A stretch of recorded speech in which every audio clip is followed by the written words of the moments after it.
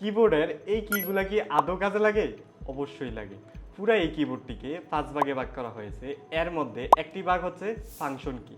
কিবোর্ডের F1 থেকে F12 কিগুলাকে বলা হয় ফাংশন কি। আজকে আমরা শিখব ফাংশন কি সম্পর্কে। আমরা এখন দেখব কিবোর্ডের F2 এর কাজ।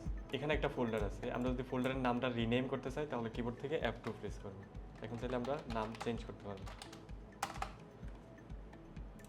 এখানে আরো অনেক ফোল্ডার আছে, আমি ফোল্ডারের নাম রিনেম করতে চাইতেছি। সিলেক্ট করলাম, কিবোর্ড থেকে F2 প্রেস করলাম।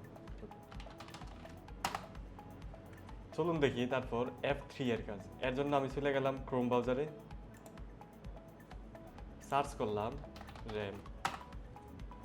আমি কিবোর্ড থেকে F3 সার্চ করলাম, এদিকে আলাদা একটা বার চলে আসছে। আমি এদিকে সার্চ করলাম ডি, মানে যত ডি আছে সব হাইলাইট হইলো। আমি লিখলাম 16, আমার 16 জিবি র্যাম দরকার, আমি 16 লিখলাম। এখানে এই 16 জিবি 16, এই 16 হাইলাইট হচ্ছে। ওকে, তারপর আসি আমরা F4 অল্টার F4 ক্লিক করলে উইন্ডো ক্লোজ হবে, শাটডাউন চলে আসছে। ওকে, তারপর আসেন যে F5 মানেই রিফ্রেশ, এটা আমরা আগে থেকেই জানি, অথবা রিলোড। আমি যদি ইউটিউবে যাই, দেখেন আমি F5 ক্লিক করলাম, রিফ্রেশ। আসেন তারপর F11, আমরা মাঝে মধ্যে স্ক্রিনে প্রেজেন্টেশন দেখাই। আমি একটা ওয়েবসাইটে চলে গেলাম, আমি চাচ্ছি এই স্ক্রিনটা ফুল স্ক্রিন হোক, তাহলে কিবোর্ড থেকে F11 প্রেস করবে, আবার F11।